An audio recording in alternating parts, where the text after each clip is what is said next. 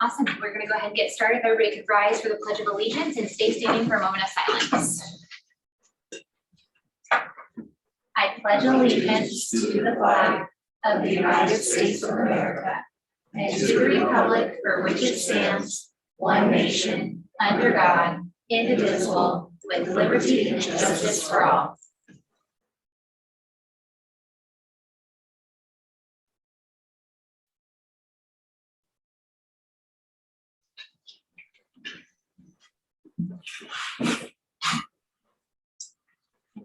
Aaron, if you could do the roll call, please.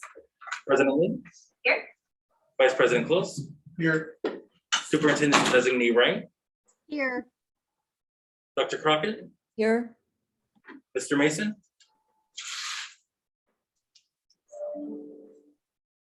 Mr. Mason? Sorry about that. Here. Ms. Rice? Here. Mr. Stratton? Here. Mr. Swanson? Present. Ms. Wood? Here. Mr. Leopold? Thank you. All right, there are board members participating in today's meeting, both in person at our regular board meeting location and virtually. There are charter holders participating in today's meeting, both in person at our regular board meeting location and virtually. Those participating virtually should stay muted until their item is considered. We will ask if the charter is available, and if so, the charter can unmute themselves at that time, and the general public is viewing the meeting via a live stream. With that, we have the superintendent's report. I believe we still have the wonderful Ms. Kate Wright up. Thank you, President Lee. Good morning. It's my pleasure to be representing Superintendent Hoffman, who is finishing the last few weeks of her maternity leave. I'll start by just taking a moment to acknowledge respectfully the geographical landscape of Maricopa County sits on the ancestral homelands of those indigenous nations who have inhabited this land for centuries, including the Pima, Lehigh, and Lavine peoples. I have just two brief updates this morning. One is in relationship to the Department of Education's Office of Digital Teaching and Learning. This is a new office that was put into place as part of our COVID recovery efforts through the Tech Task Force. I've mentioned in a previous report that we were implementing an opportunity assessment in order to determine the needs of our LEAs, districts, and charters. Thanks to robust participation, that survey closed in December. We are now in the process of analyzing this data. We did have a 21% completion rate, which is significantly notable considering that it was an online survey administered during a very busy time of the year. 67% of the completed assessments came from districts, and a very strong 33% came from our charter schools. We are working with ASU to carefully analyze and interpret the data. And from there, the department will identify gaps, needs, and successes. This will help us to create a strategy. We'll continue to work with the Tech Task Force that the superintendent convened over a year ago to help us look for solution-oriented resources. This data will be published by the end of the next month, which I'm thinking from their update means February. So I should have a more comprehensive update at our next board meeting. One other thing to note in regards to the Office of Digital Teaching and Learning, starting in January, they are holding office hours every Friday. That is an open office hour between 10 a.m. and 12 p.m. for our districts and charters to join during whatever part of that time works for them to share ideas, create networks, and meet the team here at ADE. And I will share that Zoom link with the charter board so that it can be shared with future materials. The only other update I have is in relationship to ESSER. I also mentioned in a previous report that the department opened an RFGA, which is a request for grant applications, in November. It closed in December. This is for us to figure out the best way to utilize our state set aside funds for the American Rescue Plan, which is ESSER 3. We are really thrilled. We received over 100 applications through the RFGA process. We're following the state procurement process, which is a little timely in reviewing the applications. It's a confidential process. We should have award notifications coming in the next month. So again, more of an update in February in regards to the organizations and potentially LEAs who are receiving funds through the ARP. One other quick note, just please to remember that your ESSER 3 applications are due. This is the LEA allocation application due February 1st. Please reach out to the department if you need support in completing those applications. Thank you, President Lee. Thank you. All right, up next, we have the Executive Director's Report. Ashley.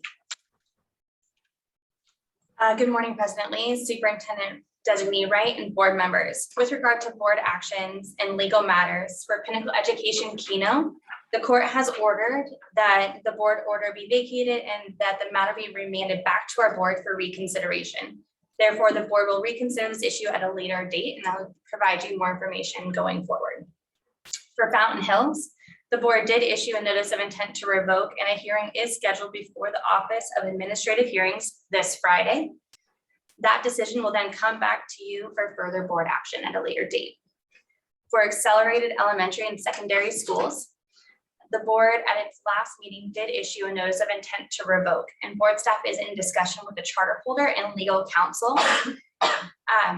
Legal counsel is in the process of drafting the formal notice and scheduling a hearing in front of OA. For Arizona Education Solutions, this is the charter that has appealed its board's decision to approve a partial enrollment cap. At this time, board staff is under the impression that the expansion request will be reconsidered by the board at a later date and before March 1st. March 1st, the board must provide OA an update as to the matter. As for consent agreements, the board anticipates bringing consent agreements to the board for consideration for Espiritu Community Development, Tucson International Academy, Cambridge Academy East, Harvest Power Community Development Group, Portable Practical Educational Preparation, New Horizon High School, and Triumphant Learning Center. Moving on to my update on approved amendments and termination agreements. Since the board last met in December, I have not approved any AOI amendment requests, nor has Board President Lee approved any voluntary surrender agreements. However, I have approved 65 amendment requests since December. With that, I'm going to hand it over to Serena to do an update on policy and legislation.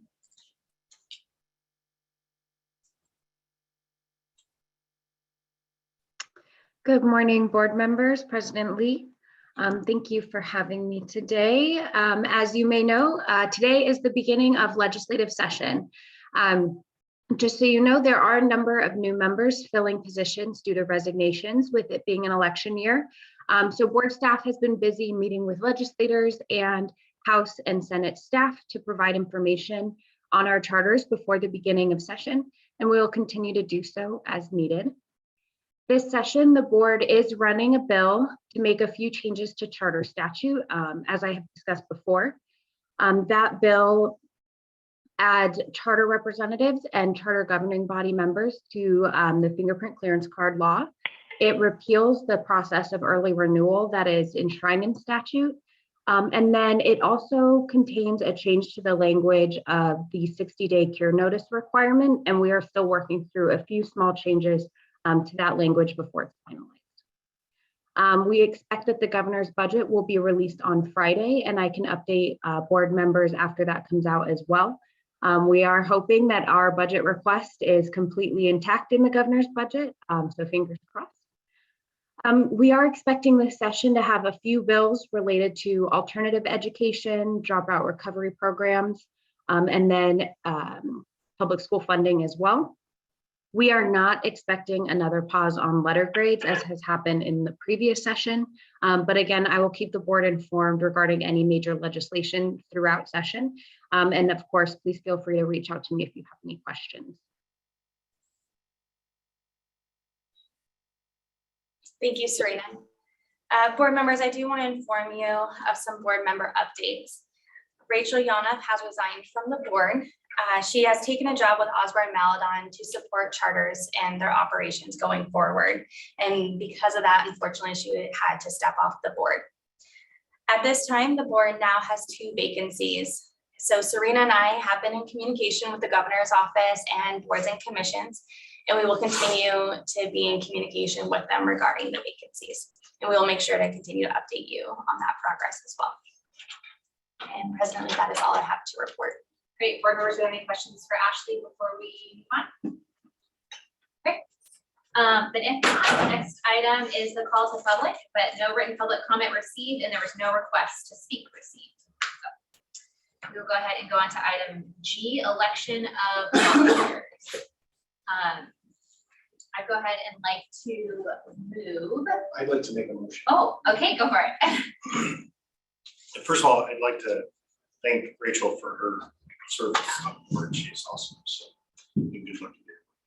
I'd like to nominate Hans Dieter Close as vice president for the next upcoming term.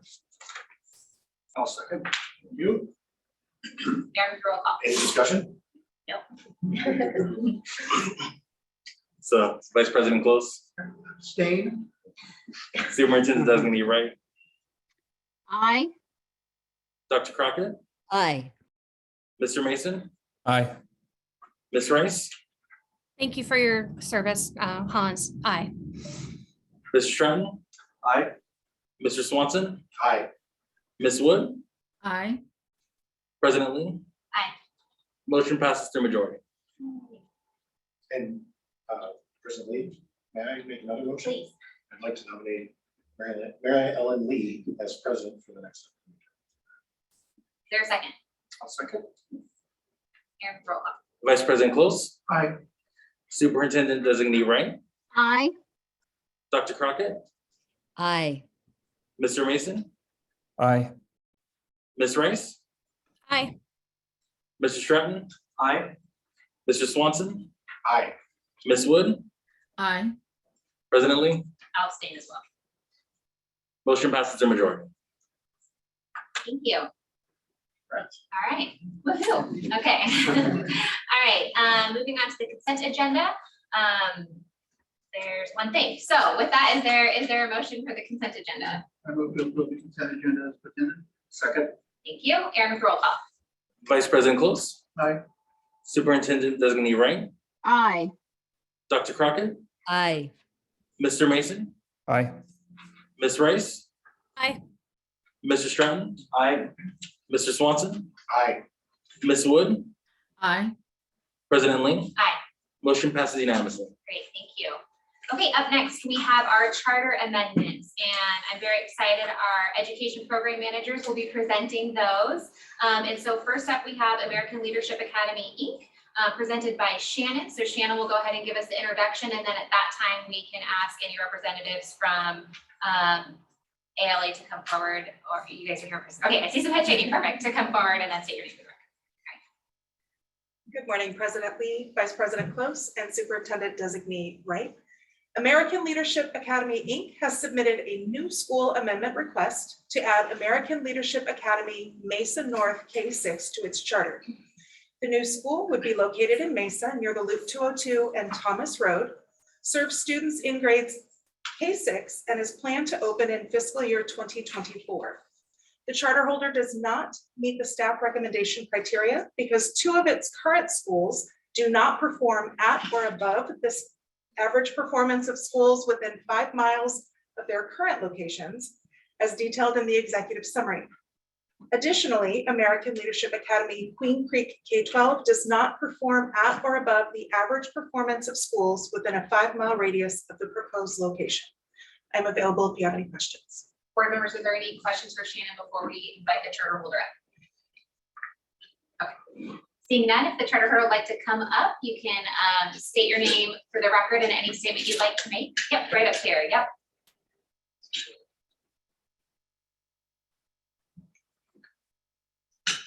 Hi, good morning. My name is Chris Moss. I'm the division president for Charter One, overseeing Arizona operations. So my job is to oversee the daily operations of ALA's, all of ALA's campuses.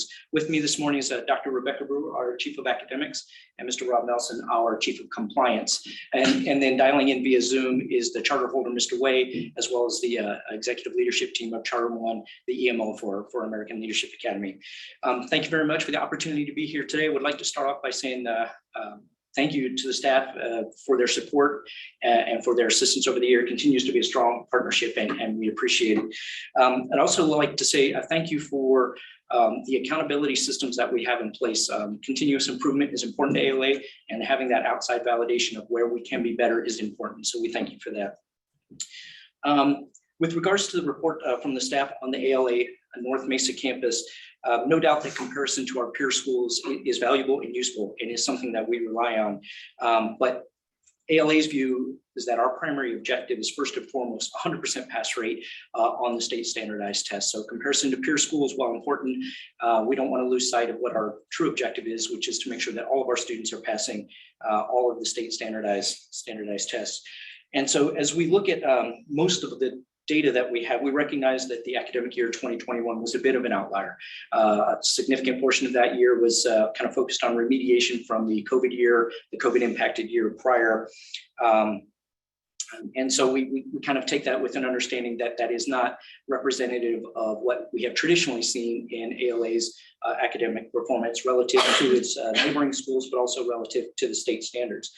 We know even in that 2021 year, we slightly outperformed the state average, but again, that's not the benchmark we wish to hold ourselves to, and we know that that we want to do better. So that said, we set out on a plan even before the school year started to make some changes to increase the emphasis on our academic areas. So the administration staff of the 3 campuses that were mentioned in the report have been replaced with new individuals that we think can provide some new energy at those campuses.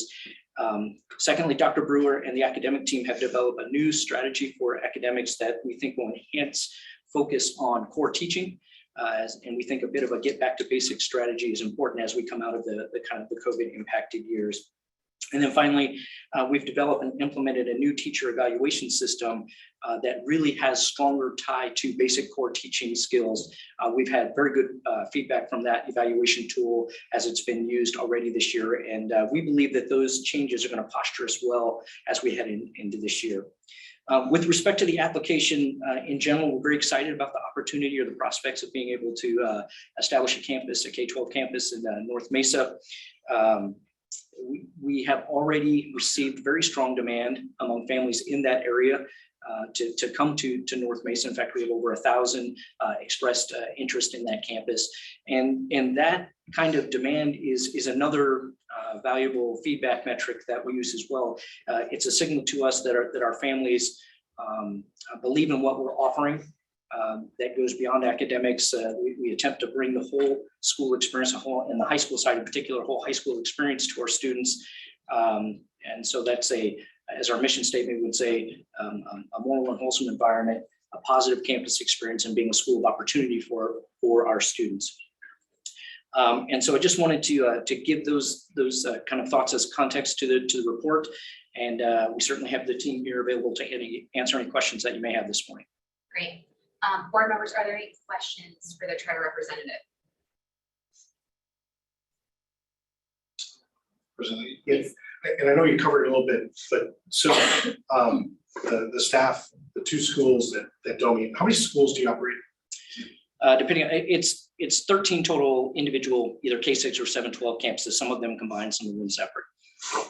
And the 2 that don't meet in the surrounding 100 miles, I mean, I know you said your goal is to get them to be proficient for all the state tests, but right. Is there any story there, or is that just? There is. Both of those are unique campuses. So one of the campuses is the Signal Butte Elementary campus. It's a Title I school for us, and it sits on the edge of a Title I, non-Title I boundary. So frankly, it has the misfortune from a statistics and a metric standpoint of being right on the boundary of a very good academic neighborhood. In other words, its peer schools are strong performing schools in the States.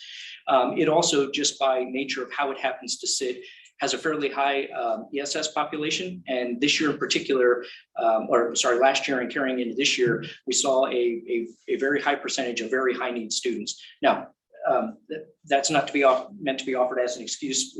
We obviously are committed to providing the best educational experience for those students as well, but it does challenge some of our testing results. And so what we've done with regard to that campus is we've provided additional ESS staffing to that campus this year. We've provided an additional administrator at that campus focused solely on campus operations to free up the ESS staff to be able to dedicate time to those students.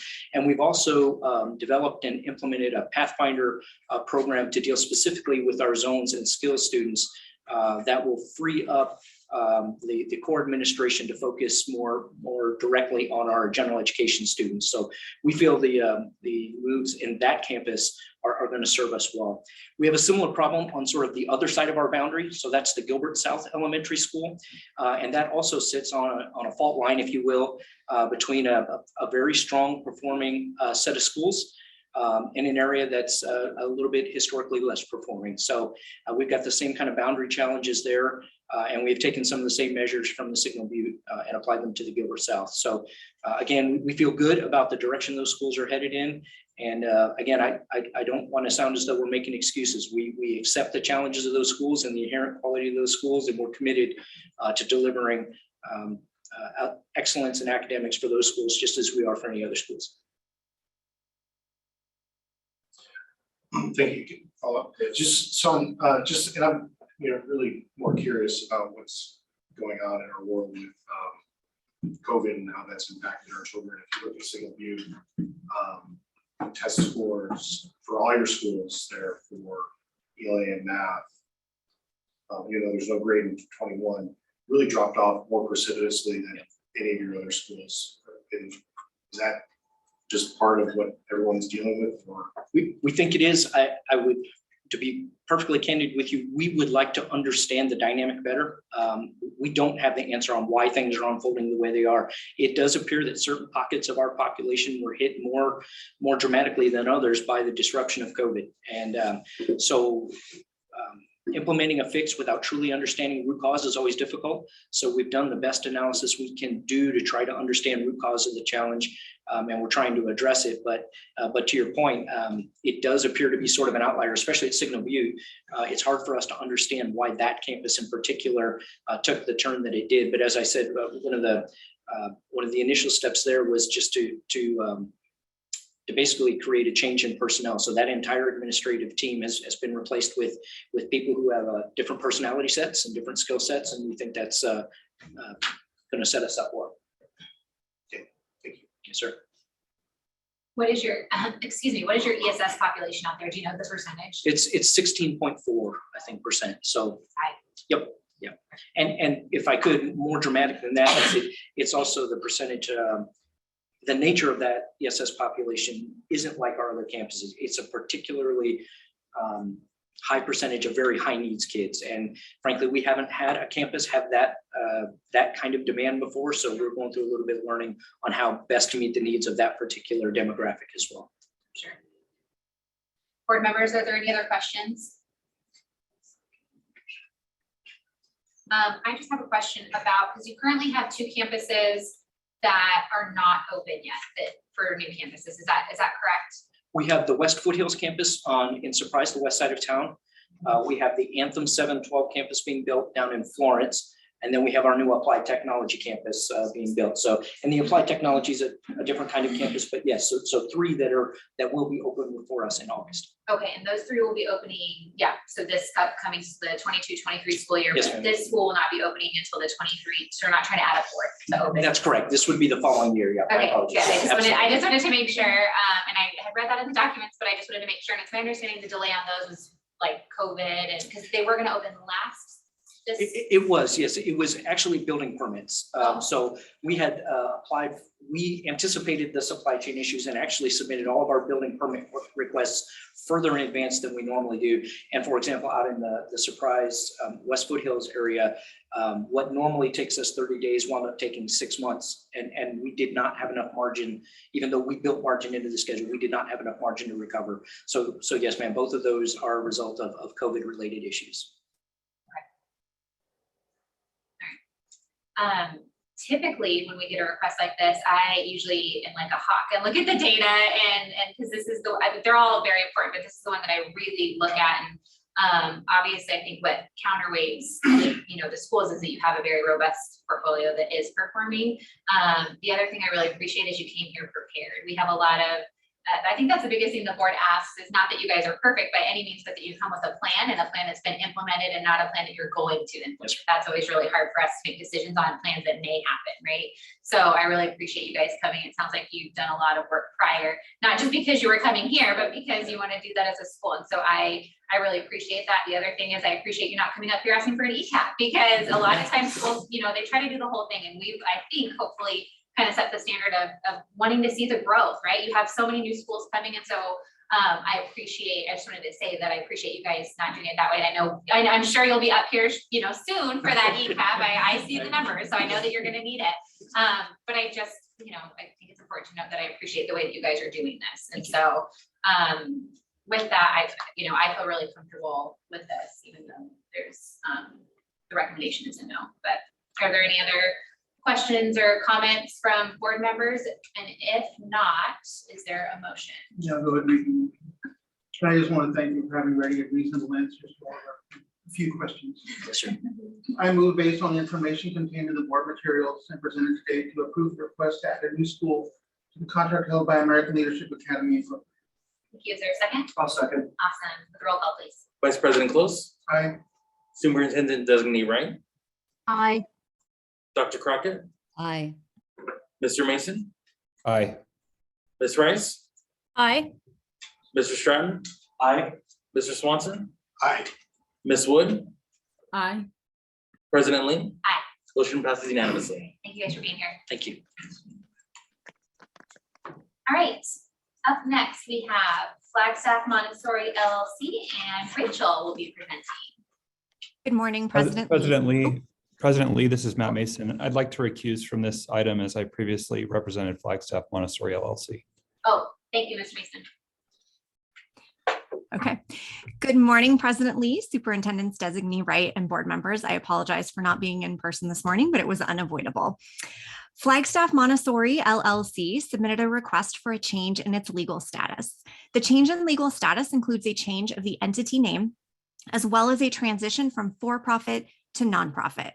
The sole member of the LLC wishes to convert the charter holder to a tax-exempt nonprofit corporation with an independent board of directors to give the school a greater chance at long-term sustainability and success. The charter holders board members will experience a 100% change in order to ensure that independent board. The new nonprofit corporate board and the school's governing body will be one and the same after the transition. I'm available for questions if you have any. Board members, any questions for Rachel before we invite the charter holder, I think virtually, in person? Okay, virtually. I don't see any heads nodding. Okay. All right, no questions for Rachel. So that being said, if there's a charter representative from Flagstaff Montessori LLC, if you'd like to unmute yourself at this time, you can state your name for the record and any statement you'd like to make. Hi, my name is Eric Alexander. I'm the charter holder. On the meeting with us is Ike Ozy. He's the head of school, and he has prepared our remarks. Thank you, Eric. I hope you can see me. Let me open my, perfect. Yep, thank you very much, appreciate it. So as Rachel mentioned, we would like to convert from a for-profit to a nonprofit organization to better serve our students in the community. Converting to a nonprofit, we will have an independent board, and that will bring better governance oversight and will allow us to access to more resources to serve our students better. As you may know, as a for-profit organization, for example, we do not receive IDEA funds. So we only receive about $200 in a year as a whole. And we are a public charter school, so we serve all students. Our special ed student ratio is 10%. So change like this would allow us to receive more resources. And I would like to thank Eric for allowing this change, and this is a significant gift to the community. So I really would like to thank him as the charter representative and the owner, and I'm available for questions if you have any. Thank you. Thank you. Board members, were there any questions? Yeah. Sorry. Good morning. Just so I get what you're trying to do. How far along in this process are you? In the proposed board members, are you waiting for our approval to move forward? And is the transition almost complete, or if you can just talk to that? Is the question for me or for you, Rachel? I can answer, but I would like the school to answer. Sure. So we've been working with the board, with the executives of the board, with Rachel, Ashley, and our representative. We've also been working with Ellis Carter at the Caritas Law Group. So we've drafted all the necessary documents. So right after the board approval, all will be filed with the Arizona Corporate Commission, and we will follow with the process. So we are at the currently pending board approval. We'll move forward and hoping to go to nonprofit fully by the end of this year. Thank you. Board members, are there any other questions for the charter holder?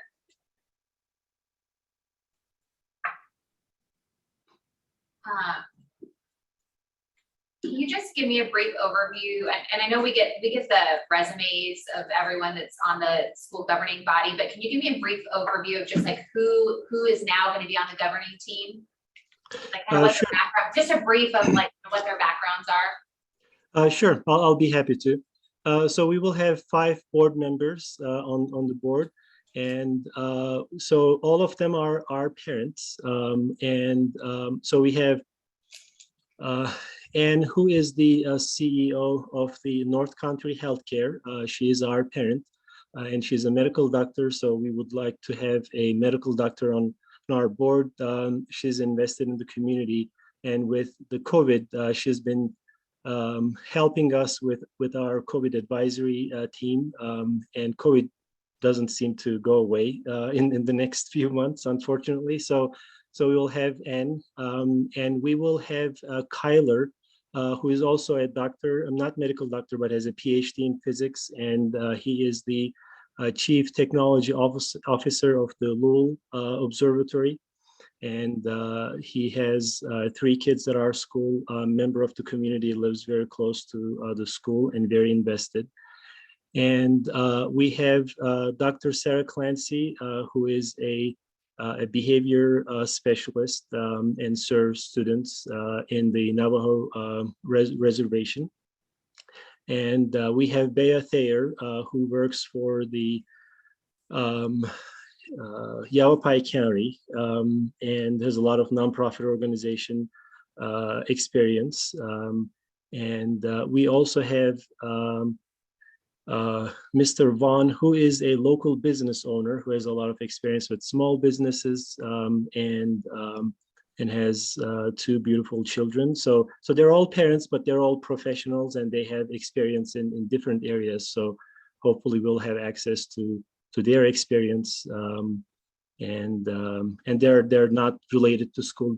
There's no conflict other than them being a parent, but they're not employees. None of them have any existing conflicts, and we provided all the documentation to the board. So they'll be hopefully great candidates for the board. Great, awesome, thank you. Thank you. Okay, board members, any last questions? Okay, if not, is there a motion? Sure. I move based on the information contained in the board materials and presented today to approve the charter holder status amendment request to change the legal status of Flagstaff Montessori LLC from a for-profit limited liability corporation to a not-for-profit corporation. One second. Thank you. Aaron McCroll. Vice President Close, Aye. Superintendent Designee Wright.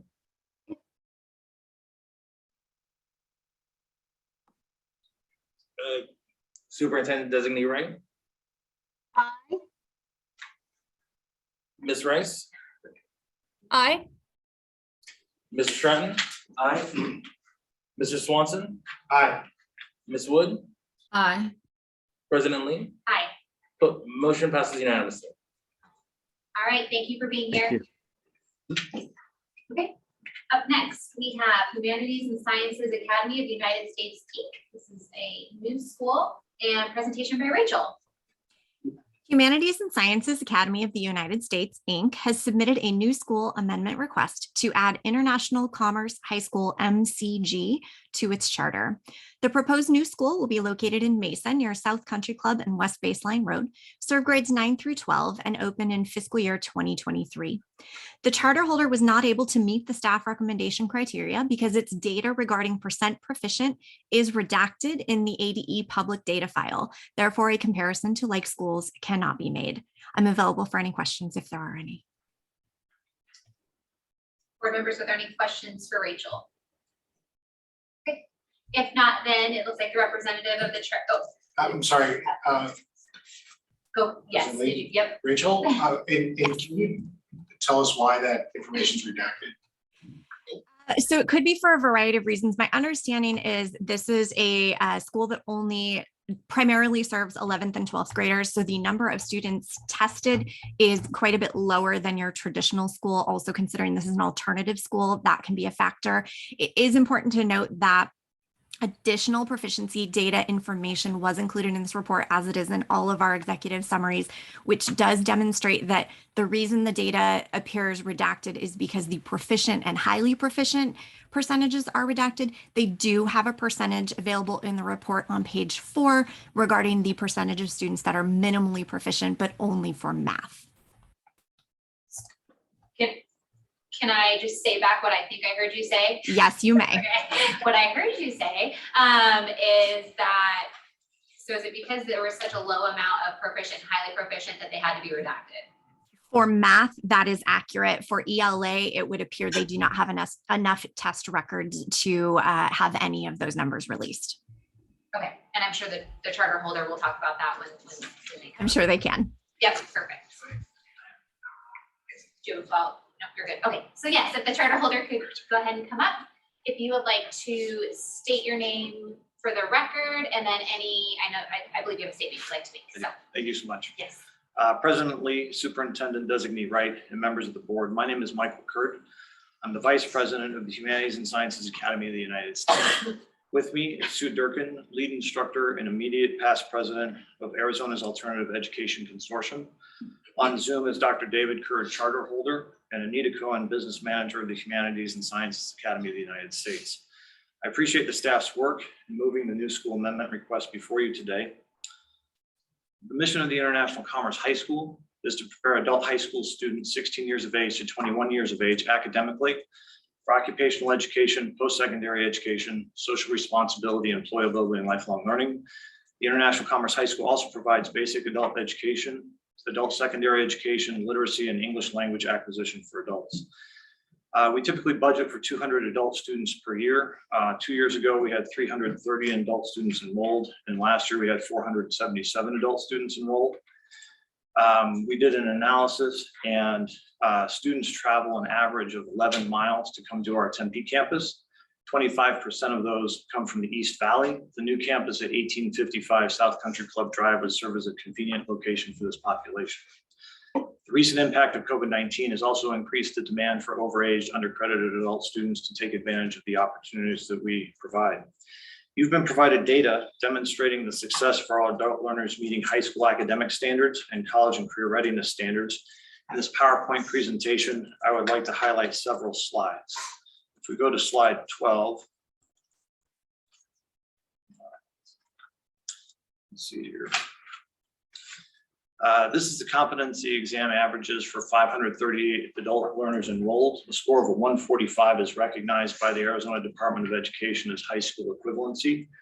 The red indicates when students start with us. The blue is after students complete our reading foundations courses, which is where we teach them how to study by having them look up all the high school graduation requirements. And then the green is they're tested after the curriculum and before they graduate.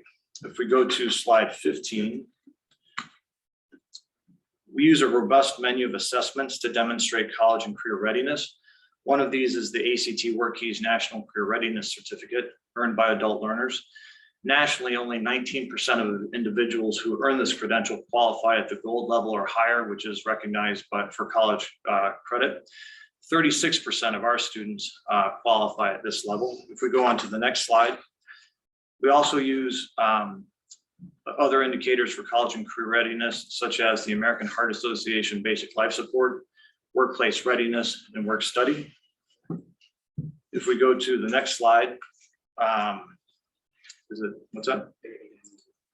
Put it again and go back. Okay. It's this one here.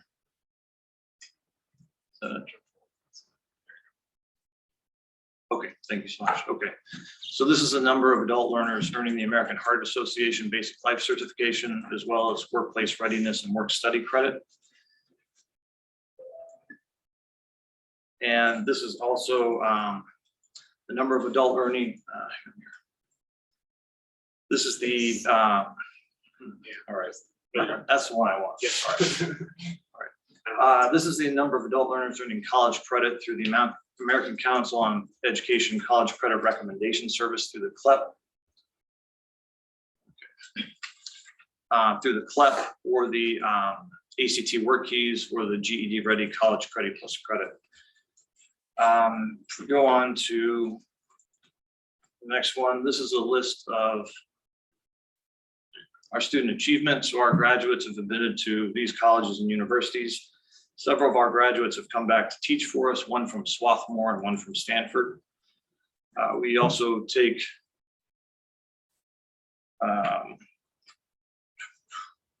responsibility in all of the fees associated with any of these assessments. We look forward to expanding in the East Valley to continue to serve this adult population, and we're happy to answer any questions that you have.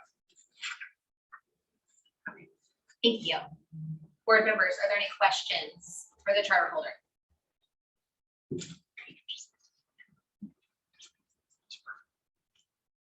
President Lee? Please. Give Yeah. other people a chance for a second. Yep.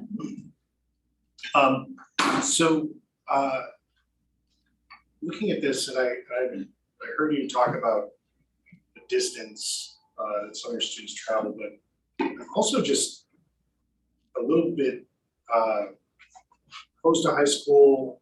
We're gonna open one. We've had some closures and it seems like you have a lot of capacity to do what you're doing, and that 87%, you know, it's sort of a secondary issue, sort of, you know, just really compared to what you put on the slideshow. I don't really understand. So you can connect some of the dots on both the school closing, the need for now this new one, and then also talk about that. Sure. President Lee, board members, I appreciate the question. The International Commerce High School Tempe was set up with a mission to serve students who are 16 to 21 who were severely undercredited and overaged. The other schools that we had, the Humanities and Sciences High School, was our college preparatory university, and that was set up to serve students that were younger than that. There is a lot of competition at that point, and a lot of schools such as Basis, Great Hearts, several schools in the East Valley do a really good job serving those students, and there just wasn't the demand for it for what we were doing. We've been around since 1997. We set up our schools to serve an older population, and we've been doing that very, very successfully since that time. We had a school up on the Navajo Nation that we served quite successfully, but we couldn't get a fire marshal up there to authorized the facility when the DNA College asked for us to move locations into their main building. So because we couldn't comply with that, we closed that school. I'm not sure if that answered your question. Do you have any other questions related to that? Yeah, you can move on to the 87%. And would you, 87%?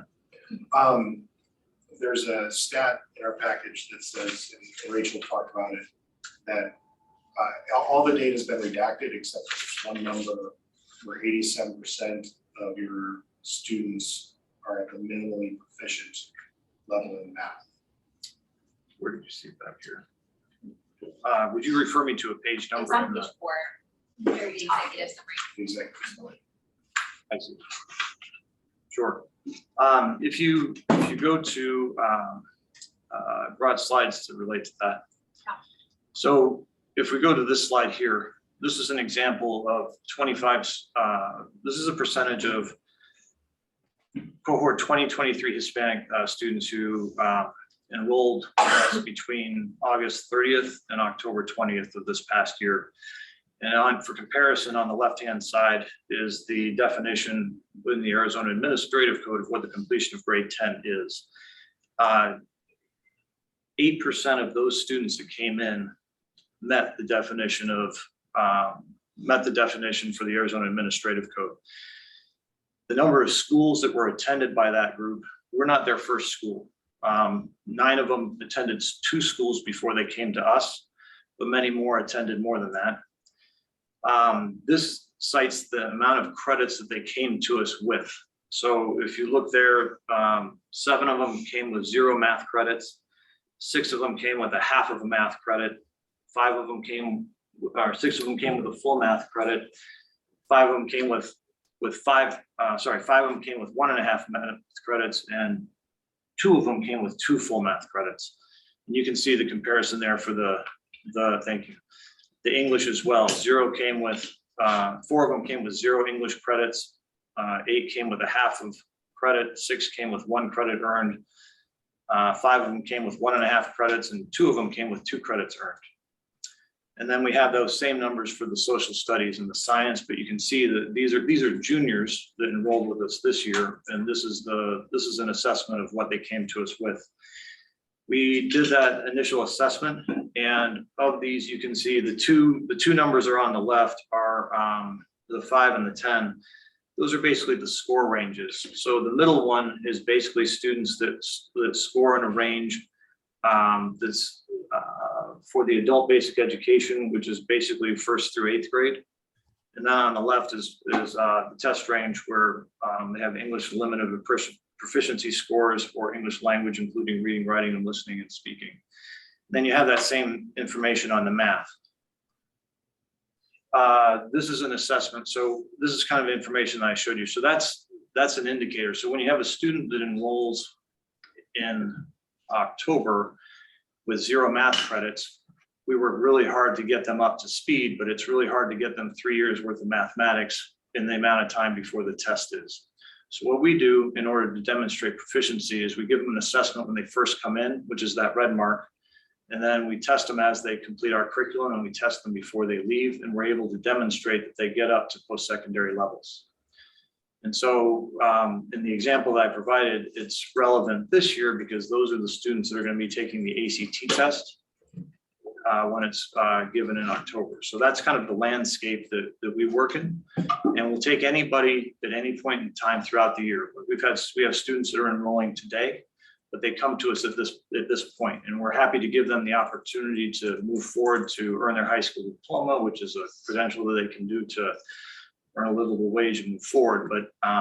But that's the landscape that we deal with. And if you look at the state website data, it said that last week it said that the graduation rate was 78%. It means over 1/5 of the population hasn't graduated every year. And this is a huge demographic that needs services. And if you tie that exactly to the data that the executive summary says, and that there's no comparable data within 5 or 10 miles, that dovetails with the demand for that. I mean, if you put a point on our school and do a radius, there's a ton of schools within that radius, but they're coming to us because we're the ones that will serve them and give them an opportunity.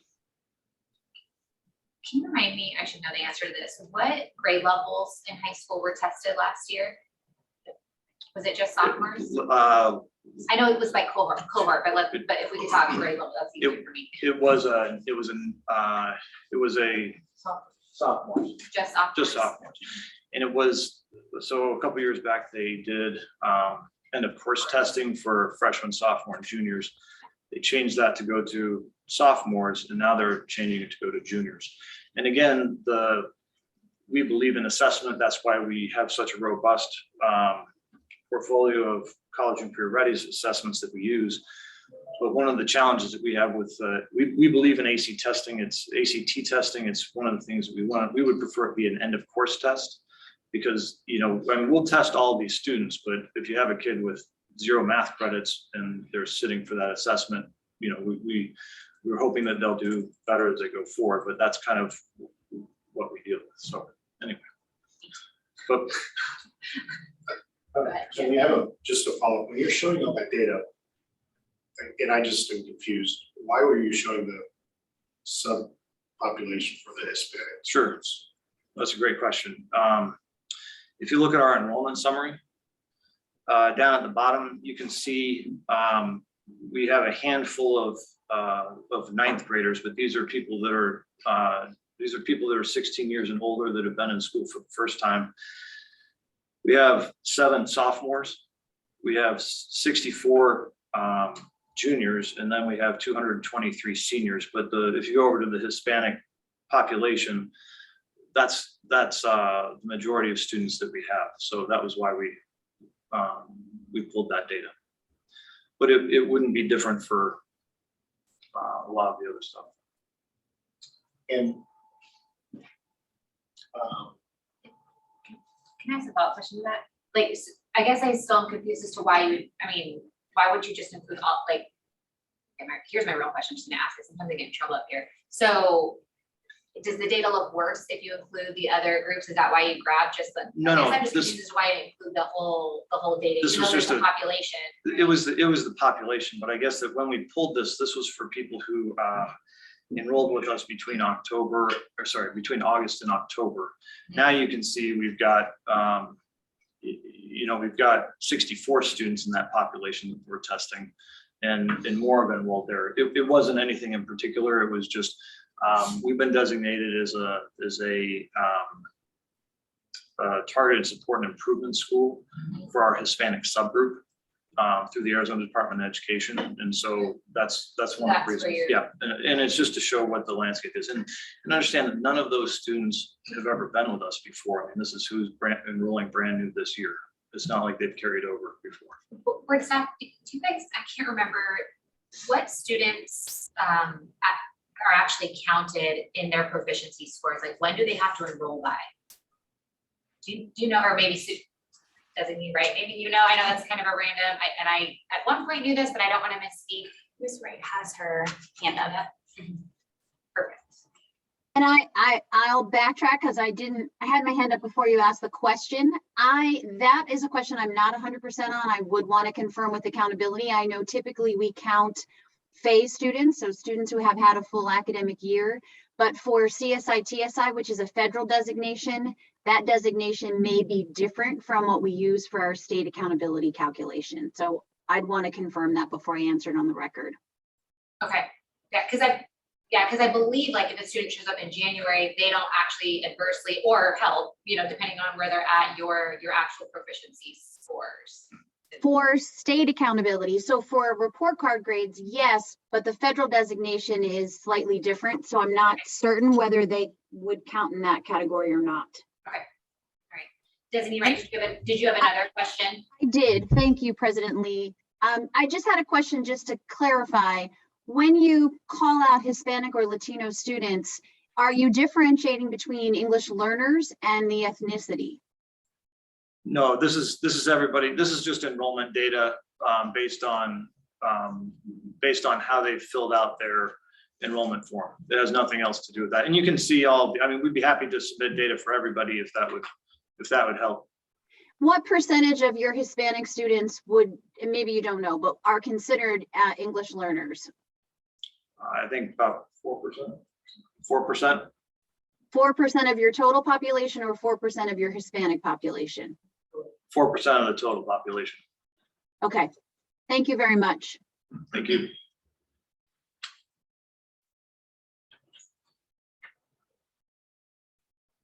And Sorry, President Lee.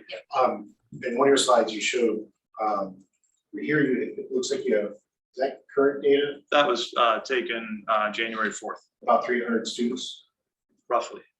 296. Yeah. And then, but you talked about enrolling over 500? We don't get, we're open entry, open exit, which means that we'll start a student any day, and as soon as they finish their program of study, they'll move forward. We won't get paid for that many because of the way the 100th day works and the calculation. I think our 40th day calculation was 242, and our 100th day projection is 262. But again, we will enroll many students after the 100th day and continue to serve them through the end of the year without receiving any state funding. So, so right now we have 296 total enrolled, but our state numbers are at 242, between 242 and 260. And I certainly appreciate the work that schools do. It is a tough one though on the accountability side for us always to measure and see exactly what's going on. It looks like,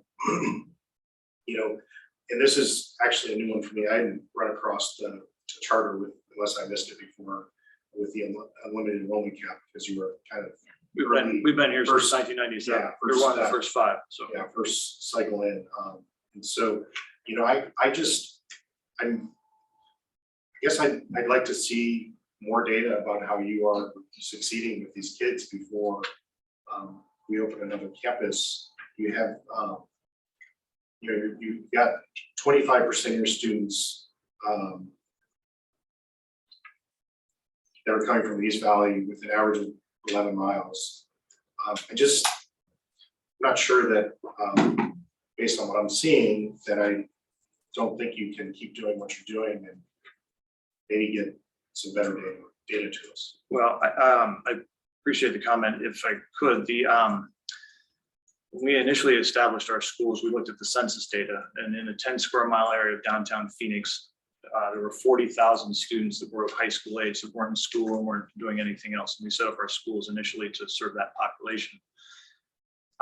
Again, if you look at the graduation rate data, again, 1/5 of the population hasn't finished, and they can earn their high school diploma through 21 years of age. And those are potential taxpayers that need a high school credential or GED to start contributing to all those opportunities.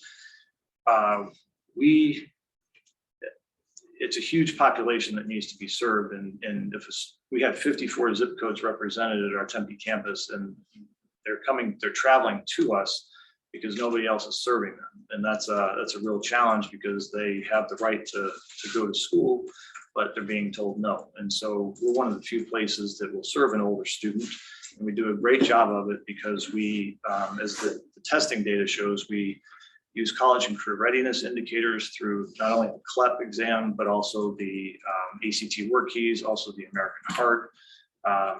Our graduates tell our story. They've gotten into all the major universities. They've also gone into the military. I'd be happy to provide more data to you. What you have, though, is a pretty clear snapshot of their success. Can you talk to me a little bit about your program, and not your online program, but your brick and mortar? Do you have live, and just specifically, do you have live teachers? So they come and take a math class with a live teacher, or Yes. is it more, computer based? Just sometimes alternative schools have to get them, because of all the different starts. Everything that we do is one-to-one. So we have faculty that are hired because they have a dual major, either in English and social studies or math and science. Our facility is set up a lot like a library. We have big tables. We have faculty at each table.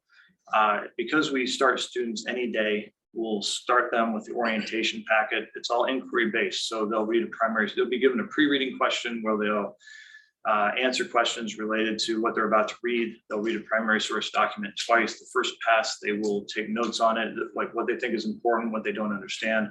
Second pass will be directed notes. They'll do some textual analysis. They'll be asked an interpretive question. They'll do a discussion with an instructor one-to-one or in small groups. The student basically has to answer the question and then use evidence to support what they're doing. So it's the Socratic method. And then they'll do an assessment, but it's all one-to-one, it's all individualized. So we don't have any classrooms, we don't have any lectures. We just have a wide open space, just like a library. All the students are there. They're either working on their materials, doing research online, or working on their books, or doing discussions with instructors. So the main curriculum, like the Algebra 1 class, right, is mainly like on a computer, is that correct? With a teacher that comes and like monitors the room and asks for help, or, because I'm assuming you don't have 252 teachers, right? No, that are no. doing one-to-one, so what? No, thank you. We have study guides, and all of our curriculum has been developed by our own faculty, but students are given a study guide packet that has all the assignments that they're expected to do in a certain amount of time. They'll work through that material, and then they'll sit down with an instructor, and the instructor will not only review it to make sure it's complete, but also they'll have discussions through the material to make sure that the student can explain the concept to the instructor. Got it. So, okay, so not a computer, but a packet, like, so, I mean, and then support, so. We do use the Encyclopedia Britannica online. We use several other references or resources that students can go do research on, but it's all one-to-one interaction with the faculty. So I guess, so then my question is why do you need a new school? So, and here's why I asked this, right? Would they need it? And maybe this is a board staff question. Because am I incorrect that they couldn't just open up that location as like a resource room and then service students there? Like, so, I mean, you have an unlimited cap, enrollment cap. So I guess I'm just why you would want to submit. I'm thinking, I'm the person at my school that submits stuff operationally. So I'm even thinking, why do you want to submit two things, to the state or deal with that, We were, last year, we submitted a new charter application for this site. Mm-hmm. We were told that a new school a new school location would be a better option. And so I don't think it's within the 5 miles of our current campus that I think I've noticed is the requirement for some of those things. So we want to serve, it's located on Baseline and Country Club, sure, which connects downtown Chandler to downtown Mesa, and it's in a demographic area that we think we would be able to serve well. But President Lee, if I may address your question. Okay, please. This is Rachel, in case you can't see me, because I don't know what you can see. The question you asked is, could they open it as a resource center? This charter does currently have an approved Arizona online instruction program. As such, they can serve students essentially anywhere under that online program. That would include opening this facility as a learning center, which would not require a new school amendment. They would be serving those students under the AOI and be receiving AOI funding for that, which it is my understanding is 95%. But yes, they could, with that unlimited cap, they could serve these students through that AOI in this facility as a learning center. Is your AOI approved 9 through 12 or just 11 through 12? 11 and 12. Okay, so that's why you don't want to do that, because Right. you're with the 9th and 10th graders. Right, and we want to have as many people on site as we can. We would like to serve this community in person.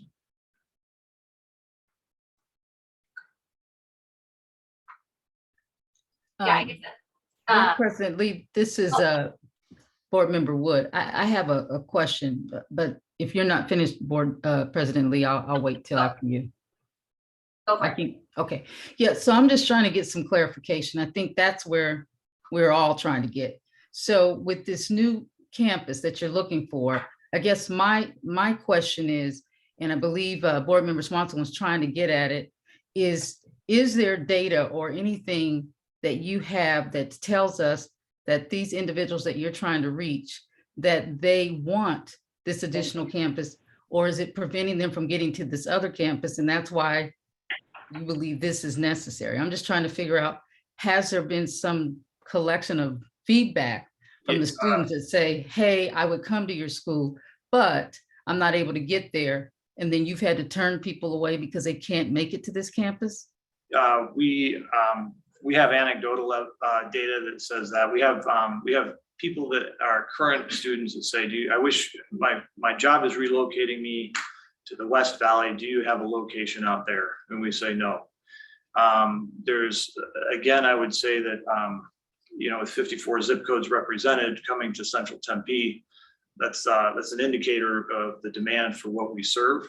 I think that the location of opening up a new facility at the corner of Baseline and Country Club would certainly give students that live in the East Valley an easier access to come to that location. I mean, and again, the numbers, I have to go back to the census data. I mean, there's a huge demand for the population that we serve because nobody else is doing that. I mean, if you're traveling 11 miles to come to my campus, that means all the schools within that population are not providing you the opportunity that they're required to do. And so I would say that we have been asked about opening up other options. And we feel that there's a huge demand. And we also would be working with employers in the area to make sure that that students that didn't quite have their high school diploma yet would have the opportunity to come to our facility and earn that credential. Okay. Thank you. I just want to make a couple of comments. I want to commend you on your work. I have some experience working with this population, and it's a difficult one to work with. And just understand that for every student you have enrolled and you're giving an opportunity to earn a diploma with, there's more than one on the other side, for whatever reason, are not entering that type of program. So I think your idea of creating another school with better market penetration, if that's what you want to call it, to allow better accessibility for these unaddressed potential students is good. I do want to ask if I could just clarify. So first I wanted to commend you for your work. I do want to clarify. 3 schools, there were 4 that were closed, but the 3 that I'm wondering about, Saley was closed because it couldn't get a fire marshal up now. Initially, what we did is we set up an agreement where we would take one of their unused residence halls and convert it into a school. Navajo Indiana Community College located in Saley, Arizona. Beautiful place. If you haven't been there, I'd recommend a trip. But we converted one of their residence halls that they were not using into a school, and we were able to serve members of that community to prevent them from having to do the 50-mile trip one way to Chinle and then back. And what we did is we put them through all of the high school graduation requirements, and then for their elective credits, we put them into DNA Community College, and we basically they earned their elective credits through that community college.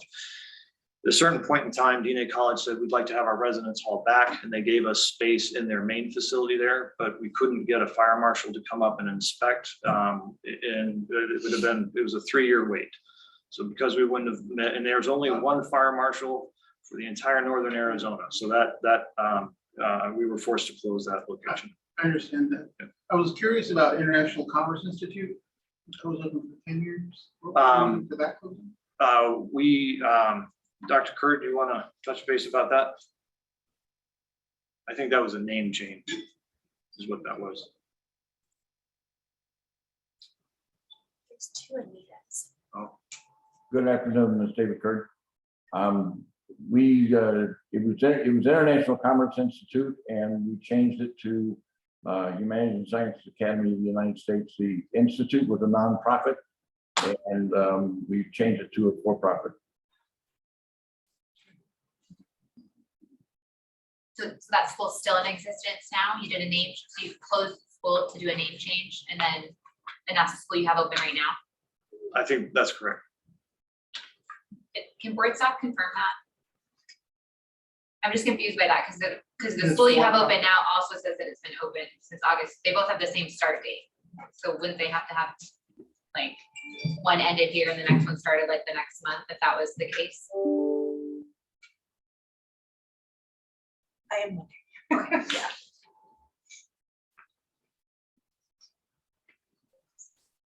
And as a side note, do we now have a process where if a school wants to change the name, they don't have to close down? Yes, we do. Okay, yes. All right. Yeah, that's a request that I could sign off on as executive director, and it's just a nice name change notification. Okay. Okay. And to like what you just saw in front of the board for Flagstaff Montessori, that's what we do if a charter holder is looking to go from a nonprofit to a nonprofit. So the charter and the school will stay consistent. Perfect. Sorry, while I was looking that up, I just wanted to. Yeah, no, I That was just doesn't make more sense curious about that for the. international conversation. And then you had the online school that you chose to close. We shut down the online school. I don't have the date in front of me, but we shut that down. And then because of COVID, we decided to open it up again. So we went through that process just as a precaution in case. I mean, the world looked different a couple of years ago, and so we said we would institute that up just in case. So.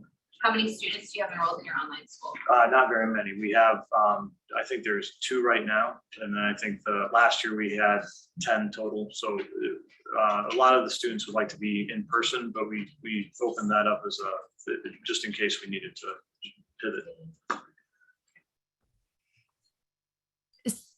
So after doing some research in the system, what I see is that International Commerce Institute opened August 25th of 1997. It was closed June 30th of 2007. And the closure reason listed in the system is stopped providing educational services. Unfortunately, records back to 2007 beyond that are not housed in the online system. It'd be in the paper file at the office.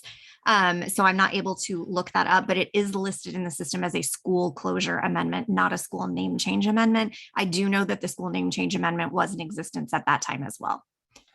Okay, could it be, tell me if I'm wrong. So I'm assuming because so you have the 2 schools operating at the same time, the International Commerce High School Tempe and then the International Commerce Institute. So is it correct that you guys closed the International Commerce Institute and you didn't do a name change, but you absorbed those students into your Tempe campus? So it wasn't closed due to a name change, you just absorbed those students. Is that? Yeah. President Lee, if I may, we did look, they have 2 charter contracts. And so we did look under the International Commerce Secondary Schools, Inc. contract. And it does look like there is an open date around 2007 for that school. So it would be the International Commerce High School Phoenix. Does that sound correct? That's not. Okay, so they may have closed the school down in 2007 under Humanities and then opened up a school under their other contract, International Commerce High School, which is an associated contract. Oh, they have an associated charter. Okay, that's making sense. All right, I was like, just the dates that I didn't see that you had. Okay, perfect. I think that helps.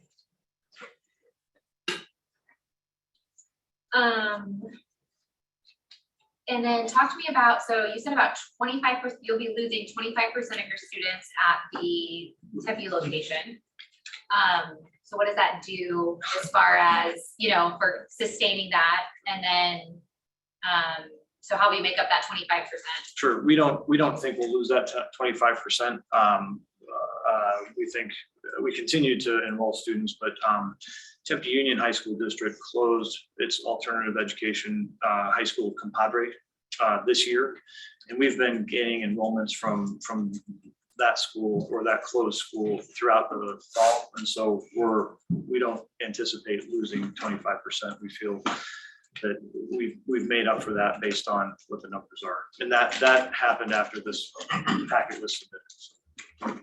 In addition to that, we'll be working with employers and like-minded institutions to continue to enroll students.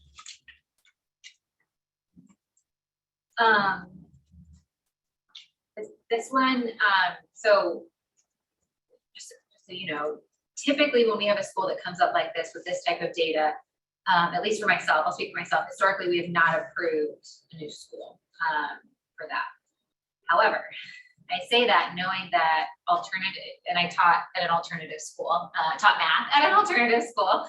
And so I can appreciate everything that you guys are doing. I will say, I think that going from end of course testing, you brought this up, going from end of course testing to just testing sophomores drastically hurt the data that we can receive from alternative schools. It went from, and I know as a math teacher who's, Algebra 1 class had a 21-year-old sitting in it, that student would have been captured by the data and now isn't, and then last year, unfortunately, wasn't captured by the data. Some kind of changed my mind. Honestly, looking at the packet, came in here expecting an answer, a pretty strong no, but when you take a look at the data compared to alternative schools, right? So the alternative ELA average is 15%. In 2018, they were at 24%. In 2019, they were at 26%. And then for their math, the average is a 6%. They were at 27% as a math teacher, but I felt like was pretty darn good. 27% at an alternative school is actually is not a bad number when you talk about that test. So just to provide the board some boots on the ground, been there, kind of done that. And then when you talk about the other measures, right? Like that's why the CCRI for alternative schools is so important, because it kind of gives you a chance to show how you're testing students. I would be inclined, just tough, because if you hadn't shut down all those schools, I think this would be a little bit cleaner for me. That's kind of the thorn in my side right now, is that you have inconsistency with being able to keep schools open. For whatever reason, it sounds like there was a name change, and it looks like that process, you know, or the nonprofit for profit, we've been able to fix that. The SALE, it sounds like is a very unfortunate reason. So I tend to go against what we've done consistently. What I've done consistently with this, based on the data that you provided, you aren't hitting the alt numbers of 6% and 15%. I don't like to see those numbers even at all, at alt schools. I'm always a big believer alt schools need some of our best teachers because it's such a unique population. I like to hear that you're doing packets with the one-on-one support. You're not just, I've seen lots of alt models where they just stick students on a computer and kind of walk away. So I really appreciate that that's not that that's the wrong model. It's just, I appreciate that that's not your model. So I'm just letting you guys know that's kind of where I'm at. Obviously. I'm willing to make a motion to approve the request. I'm reluctant to use these terms that you're doing a good job, and because you look at the numbers and they don't really look that impressive, but even your 78% graduation rate for the student population you're serving is actually pretty good. And I know it's difficult, but based on your performance, I wish there was some more, as Mariana was referring to, some more better answers maybe for some of the school closures, but I'm willing to make a motion. Let me ask one more question. What are you, okay, so seeing that this is kind of where you're at and where your numbers are in a post-COVID world, right? Because I'm looking at numbers. Are you making a motion? Oh, we're making. Was that a I think you're saying it was ready. Okay. Yeah. Is that Okay, so I want to make sure we're clear for the record. Yep. Sorry. What is your academic team doing, right? Because I would argue, like, even at 26%, that's not enough, right? Like, we want 100% at every school. We want 100%. So what do you have some things in place that you're doing? Because it sounds like you have teacher-made packets. We do. So if you look at this enrollment data, if I can start here, you'll notice that we have 64 juniors that are enrolled at this point as of last week. And these are all the students are going to be testing. And then you'll notice what we talked about the data with where students are typically coming to us with. They're going to be taking the ACT test, and it's not going to be a good indicator for the success because those 60 kids are going to be a reflection on the hundreds of other students that we have. The seniors aren't required to take that test, and so that's the majority of our students, and that's not going to be reflected on any data. What we do is we make sure that we have a robust menu of assessments to make sure that we can document that our students are meeting not only the academic requirements, but also the college and career readiness. And that's this data that you have here. The red again indicates when they come to us, the blue after they finish some of the curriculum, and then the green before they leave. And then we have the history on the college and career readiness indicators. I just have a question about that slide. So Sure. I apologize. No, can you go back? What is this test? What is I don't know what is that a test? What is the competency test? It's the GED ready. It's the pre-GED ready. It's administered through, you can take it anywhere in the United States. It's scaled to college and career indicators nationally. It's recognized by the Department of Education. They have a $6 test that you can take, and we have everybody take that so that we have an outside test. You guys right. don't control the testing bank or anything like that. We also use the CLEP exam. So this is the ACT Workies, which is also one of the indicators that's been adopted by the Department of Education as demonstrating college and career readiness. all of our graduates go through and take this before they earn their diploma. So we have an indicator, and everybody tests higher than what the national averages are.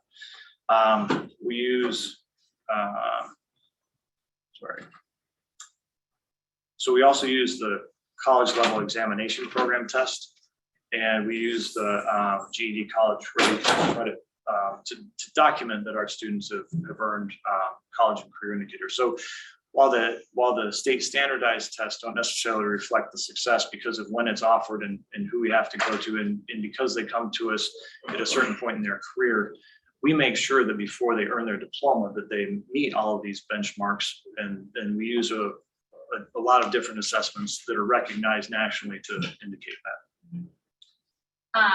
I'll just say this.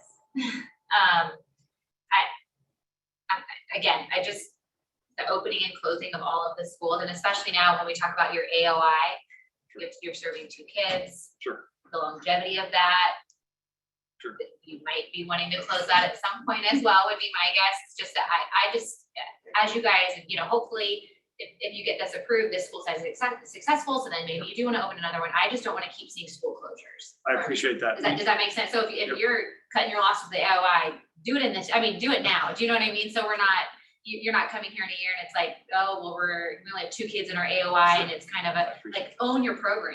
You know what I mean? Like, if program's not an AOI, then don't be, like do the packets, do the one-on-one, do that piece. And I get the response to COVID, but there was also flexibilities to where you didn't have to open an AOI and you could have serviced that way. Do you know what I mean? Because it's hard for us, and it's hard for our portfolio, right? To have open, close, regardless of the reason. Appreciate that feedback. Yeah. Another quick question. Dr. Kerr, do you have something you want to chime in?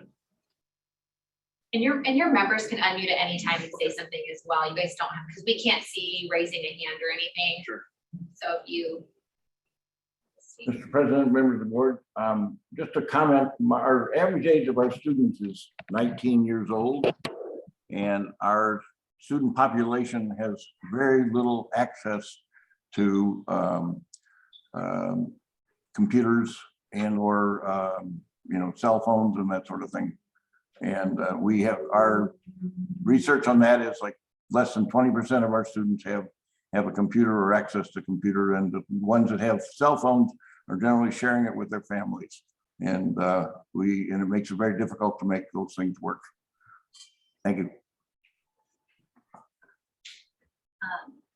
Board members, were there any other questions or comments? Please. Yep. So the maximum age is 21, average age is 22. Is there a minimum age? 16. Do you have any idea how many students you have now that are 16? This is a snapshot of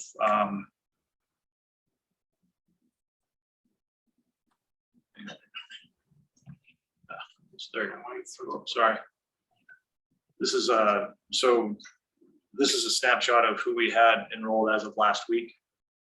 And it says 9th grade, but that's because they had not been given they hadn't been given a cohort. And so they're a minimum of 16 years of age, but they had not been in the system anywhere. So that was their right. So that was the cohort that was given. So we have 2 that are in that situation. We have 7 that are, and again, 7 that are sophomores. And again, these are all students that are 16 and above. 64 that are juniors, and 223 that are seniors or 5th-year seniors. But the cohort doesn't necessarily tie to their age, because some of the students had never been in high school before, and we're the first school to give them a cohort. And then one more. So your anticipated enrollment is 100? First year we anticipate serving 100, and then 150, and then 200. Just comment on that. I think that's very reasonable for that location. Thank you. Yeah, I know the area, and I think you'll get students. Thank you. Yeah. Okay, go for it. You're gonna go ahead and make a motion. I move based on the information contained in the board materials presented today to approve the request to add a new school to the contract held by Humanities and Sciences Academy of the United States, Incorporated. I'll second the motion. Thank you. Hearing roll call. Vice President Close. Aye. Superintendent Designee Wright. Aye. Dr. Crockett, Aye. Mr. Mason, Aye. Ms. Rice, Aye. Mr. Stratton, Aye. Mr. Swanson. I'm gonna vote no, but like to explain my vote. Going through this data, I was troubled with some of the closures and felt like there was a reasonable alternative for you to pursue with this learning center approach, is that since you have an unlimited enrollment cap, and I will, as long as I'm on this board, I'll be continuing understanding the importance of the mission of alternative education and getting to these kids. But I really don't understand the lack of good data that we have to make decisions. And that could be user error on my part. But I think there is a lot of things that we could get. And I would like to see more of that going forward, but I think that, appreciate what you're doing and so no. Ms. Wood, Aye. President Lee, Aye. motion passes through majority. Thank you guys. for Thank you being so here. much. Appreciate it. Thank you. Okay, up next, we have a charter renewal for Scottsdale Preparatory Academy, and Shannon, you're up. Board President Lee, this is Board Member Wood. I'm going to need to recuse myself because I've worked with this charter holder within the past year. Okay, so just, I didn't give Member Mason the heads up, but we're gonna put you in a room and then we'll bring you back out. All right, thanks. All right, thanks. Okay, go for it, Shannon. Scottsdale Preparatory Academy submitted a charter renewal application package on August 3rd, 2021 to continue operation of Great Hearts Academy's Scottsdale Prep with a current enrollment cap of 1,000. The school serves grades 6 through 12 in Scottsdale. As part of the renewal process, staff conducted a virtual academic systems review of Great Hearts Academy's Scottsdale Prep on December 9th, 2020, and a pop-in visit on December 14th, 2020. During the academic systems review, specific areas of the charter contract are reviewed to ensure a charter holder is in compliance. The charter holder was in compliance in all areas. The charter holder currently meets the board's academic, operational, and financial performance expectations, and I am available for questions if you have any. Board members, are there any questions for Shannon before we invite the charter holder? Okay, if not, is there a representative here from Great Heart? It's online. Okay, perfect, virtually. So at this time, Bianca, hey, sorry, okay. If you'd like to unmute yourself at the time, state the name for the record and any statement you'd like to make. Okay, good morning, all board members. I'm sorry I'm not there in person. I'm feeling under the weather, and so I didn't want to risk it. My name is Bianca Uliberry. I'm the Director of Governance for Great Hearts, Arizona, and I wanted to thank staff. Shannon's always amazing with Rebecca on the great experiences that they're providing our school staff, who always are nervous before the board comes, or a little shell shocked based on previous years. But I always get positive feedback, and what a joy it is to work with the team. And I'm here to answer any questions you guys may have. Board members, are there any questions? Charter representative.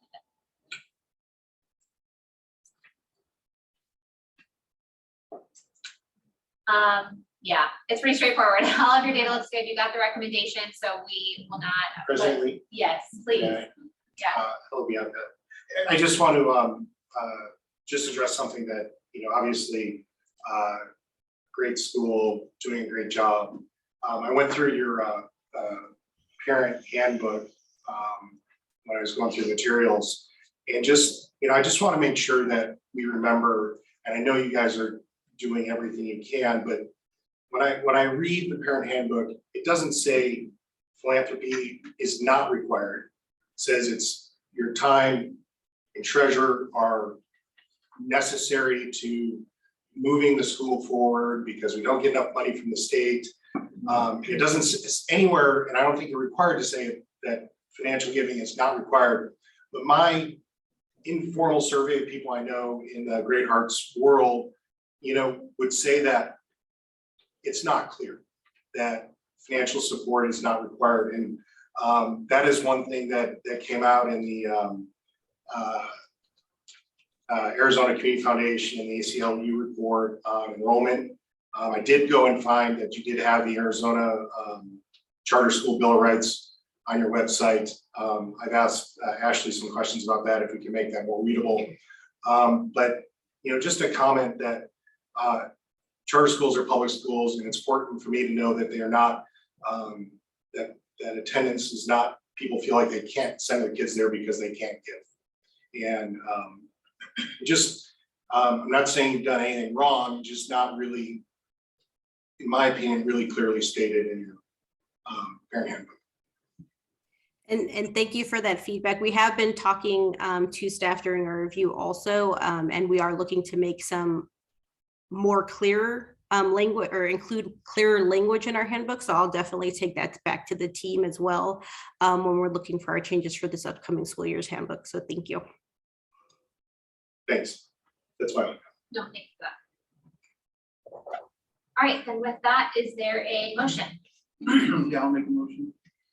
I move based on a review of the information provided by the representatives of the charter holder and the contents of the application package to approve the charter renewal application package and grant a renewal contract with Scottsdale Preparatory Academy.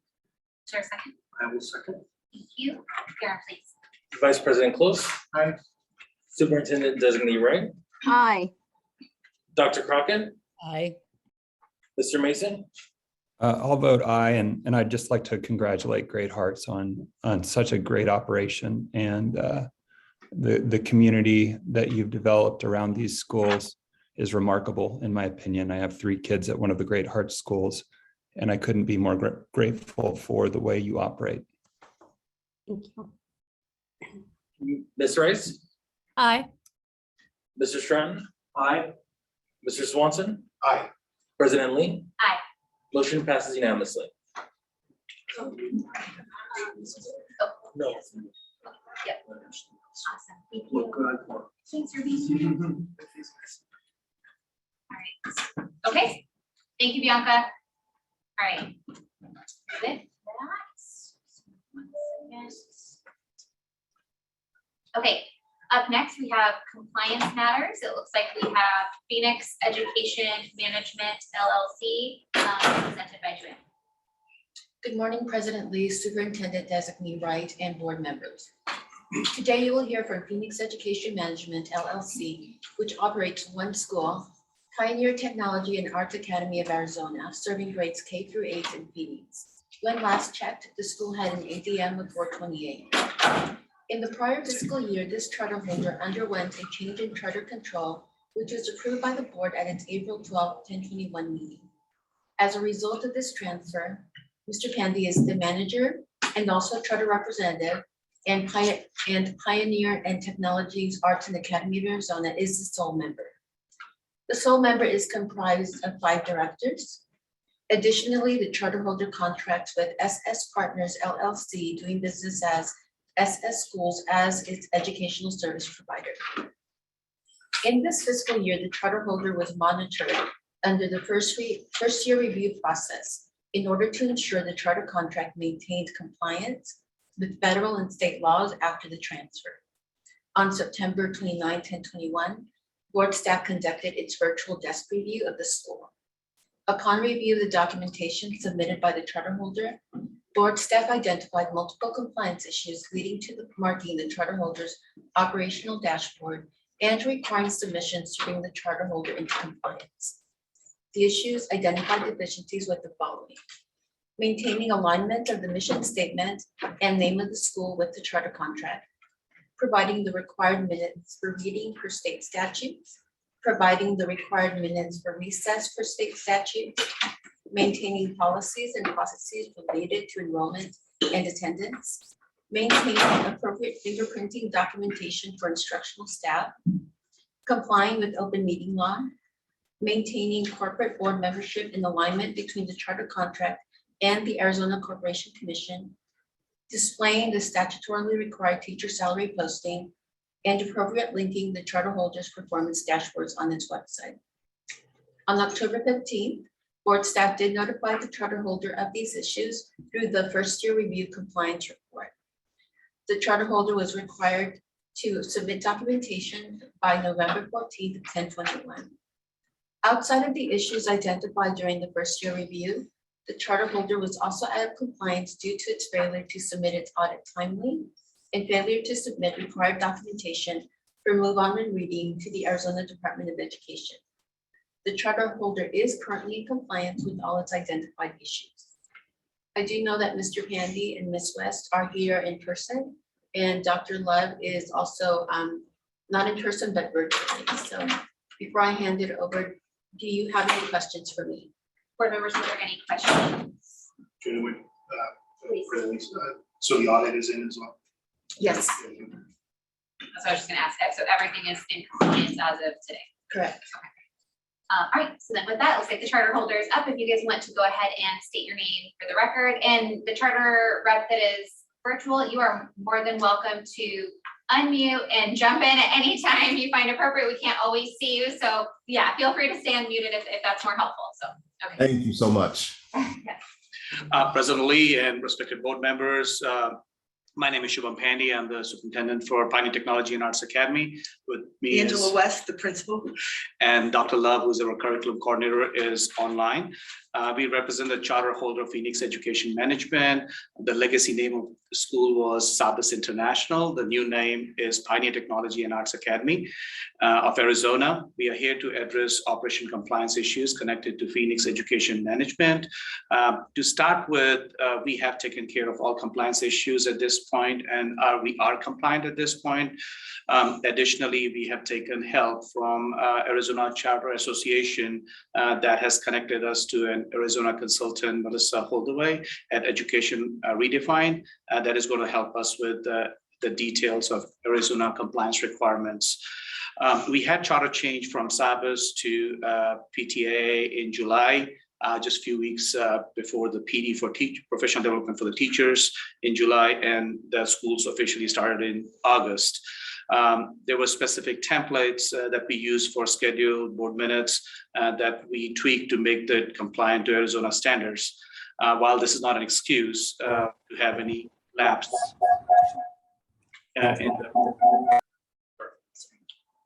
in the compliance deadlines, this has been rectified since then. And as mentioned, we are using outside Arizona consultant help as well to go above and beyond. We really appreciate the board allowing us to present our case today, and appreciate for any help you guys can provide. Thank you. Board members, are there any questions? Yeah, I have some too. I know it's you and I show. Okay, go for it. Just, surprised to see you here so quickly. And I understand that through some discussions I've had with staff that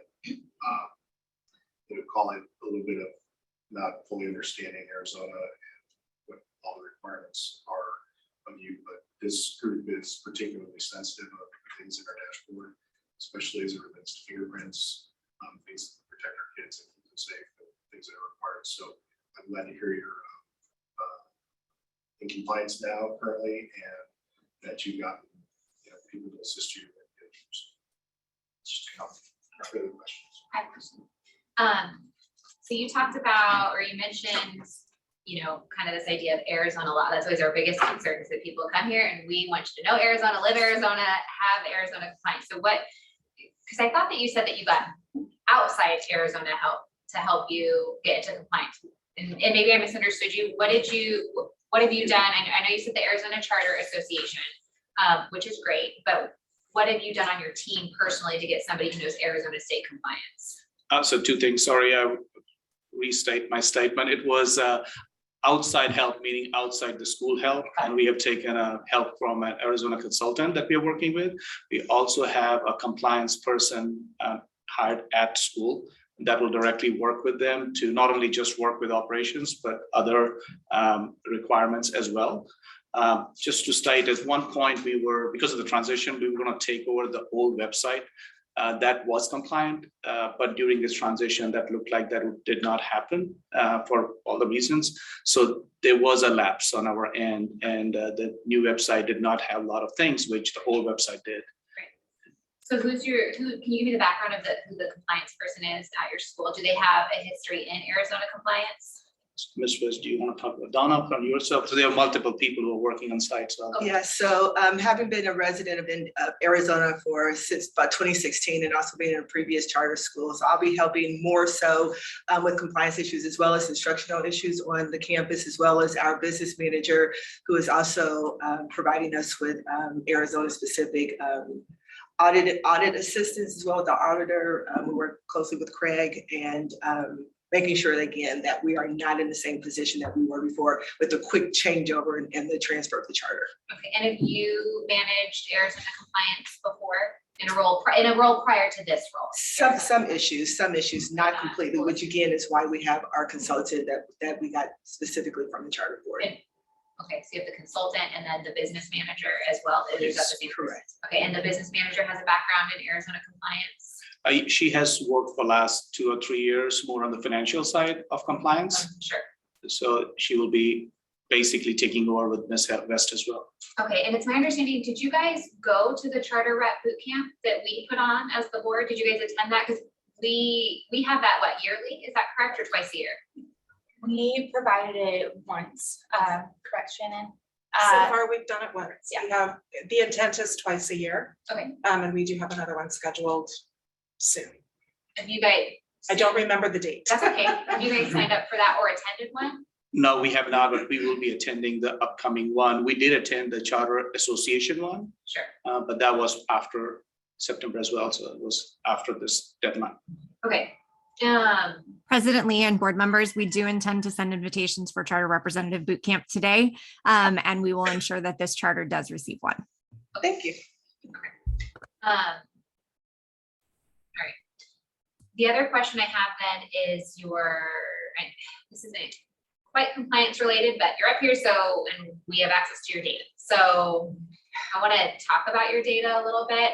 I'm concerned about two things. One, your enrollment has steadily declined, and not just a COVID decline, right? But from FY 2017, and I know that's when it was Sabas, to now, but it went from 685 to 494. And then when we look at your academic achievement data, right, it has steadily declined. And in fact, the other thing then I go to kind of look at, because data is one snapshot. So this test is one snapshot. So I kind of bounce around to see where is there some data that I can grab onto that I'm like, okay, I get this.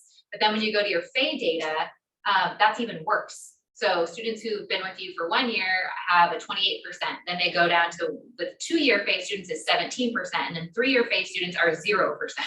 So, and that's talking about ELA specifically, but the same for science, for math, we don't have 1-year FAE data, and then it goes from 17 to 13%. So can you talk to me a little bit? So there's this compliance side, right? That's why you're here, but we get to see the academic as well. So talk to me, because you're from the CMO, is that correct? So you guys were kind of coming in and saying, put your faith in us. We're going to learn Arizona law. We're going to do this, and then we're going to, help these students. What have you done? So I'll address, and I'll let Ms. West talk from the campus perspective too. So the transition took place partly because of the data you're mentioning and why it was needed. We have a very rigid program on what we do. So when we come in, we do like a beginning of year assessment to get a snapshot of where the students are.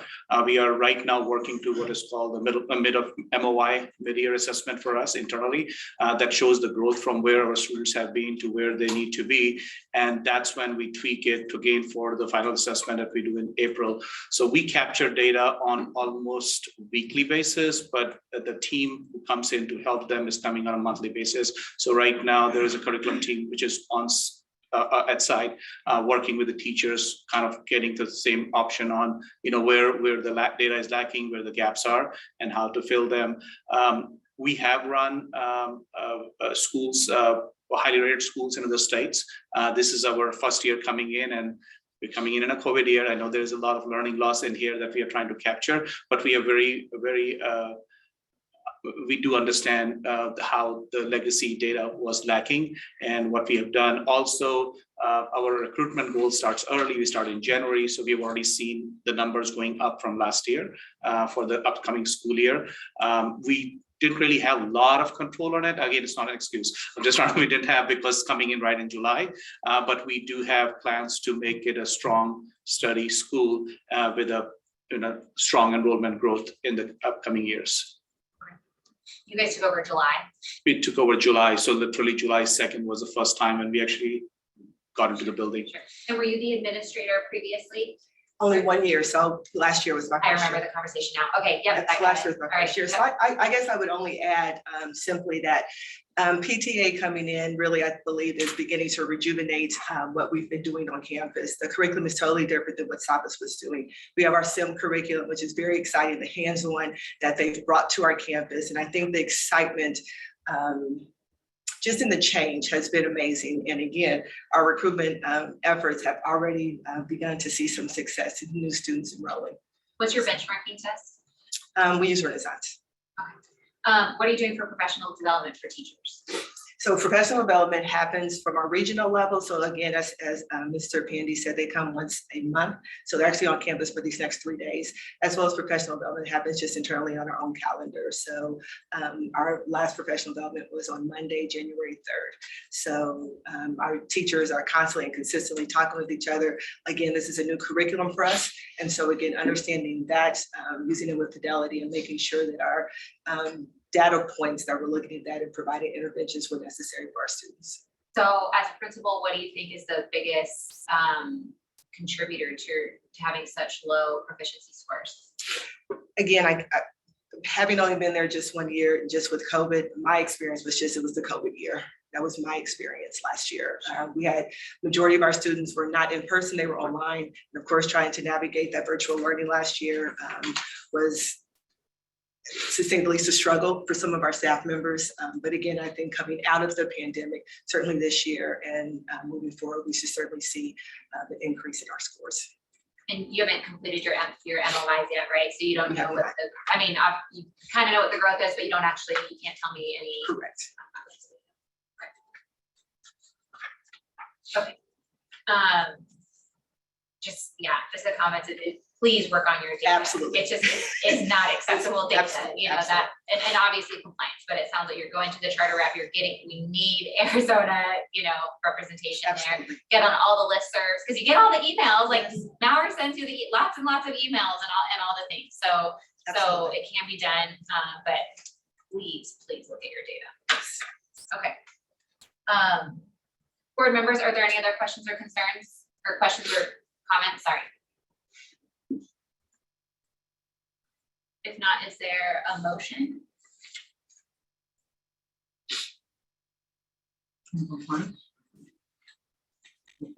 Yeah. Okay, I'm ready. Yep. I move to find that Humanities Education Management LLC hereinafter referred to in this motion as the charter holder has failed to meet the operational performance expectations set forth in the board's operational performance framework and has violated its charter contract and state and federal law. These failures and violations provide a sufficient basis to issue a notice of intent to revoke the charter holder's contract. However, the board is authorized to exercise its legal discretion with regard to actions taken against the charter holder that is not in compliance with the charter, other obligations to the board and state and federal law. In an effort to bring the charter holder into compliance, the board directs staff to work with legal counsel to develop a consent agreement that addresses the charter holder's non-compliance to the board's operational performance expectations, charter, and state and federal law. The board further directs staff to bring the consent agreement back to the board for consideration at a subsequent board meeting. If the charter holder chooses not to accept the terms of the consent agreement felt by board staff, then it is the board's decision that the charter holder be placed on a future agenda for a motion to issue a notice of intent to revoke the charter holder's charter contract for these reasons already specified.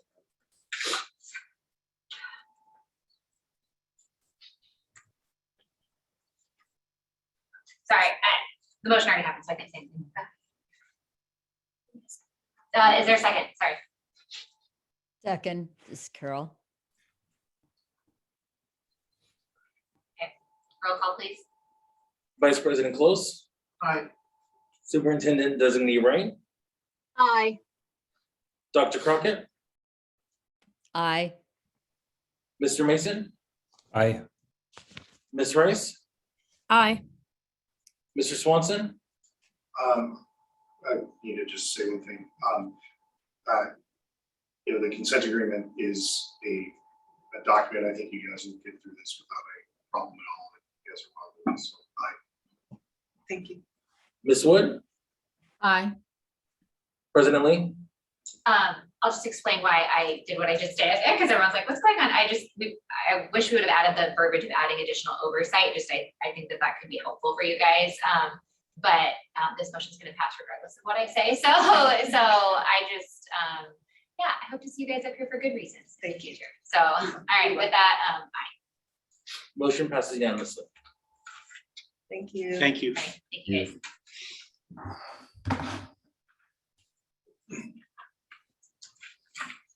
All right. Moving on. That was our only compliance matter. So agenda item L, I believe, Ashley. Presently, Superintendent Designee Wright and board members. Mr. Dangerfield, the board's outside counsel for Huber versus ASBCS, is attending the meeting virtually. He is here to discuss with you this case and the board's position in the pending litigation and in settlement discussions. Okay, Mr. Huber, if you would like to, I think you're on a call, so I'm not sure if you're muted, but if you want to unmute yourself, state your name for the record, and then any statement that you'd like to make. Presently, that's Mr. Dangerfield.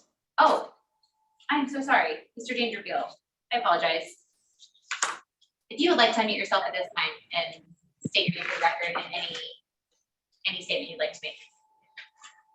Yes, good morning. This is Mark Dangerfield. Good morning. So I've been listening half-heartedly while working on other matters till now, but is the board now in executive session? We are not in executive session. We just introduced the topic. Okay. So yes, I have some guidance to give the board, but it needs to be done in executive session. Okay, perfect. So can there be a motion to move into executive session, please? I move to enter into executive session for the purpose of receiving legal advice from the board's attorney concerning this item and for discussion or consultation with this attorney in order to consider the board's position and instruct its attorneys regarding pending or contemplated litigation or settlement discussions. I don't miss. Okay, is there a second? Board President Lee, this is Board Member Wood. I second. Thank you. Roll call. Vice President Close. Aye. Superintendent Designee Wright. Dr. Crockett, Aye. Mr. Mason, Aye. Ms. Rice, Aye. Mr. Swanson, aye. Ms. Wood, Aye. President Lee. Aye. Motion passes unanimously. All right. If our virtual board members we're gonna put you in a different meeting room. Is that correct? Yep. Okay, so just hang out with us and then we have to move. So it'll just be a minute, right? Yes. Okay.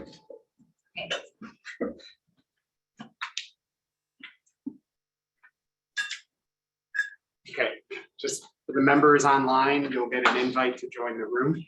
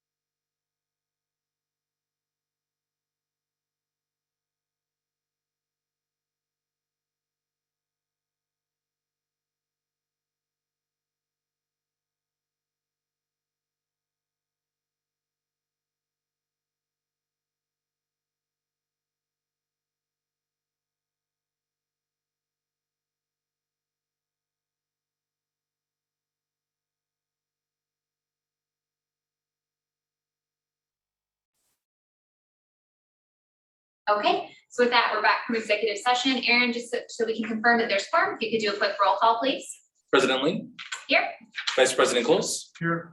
Superintendent Designee Wright, Here. Dr. Crockett, Here. Mr. Mason.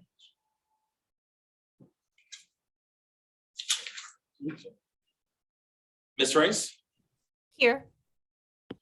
Mr. Swanson, Still here. Ms. Wood, Here. President Lee, you have a quorum. Great, thank you. Last thing on our agenda is just Miss Ashley Berg will give us an update on current events, future meeting dates, all the good stuff. The only update I have for you is that the board meeting next time is on February 14th. Great, with that, we're adjourned. No, we don't. Thank you. Aye, thank you. Is there a price stop? Let's look like this.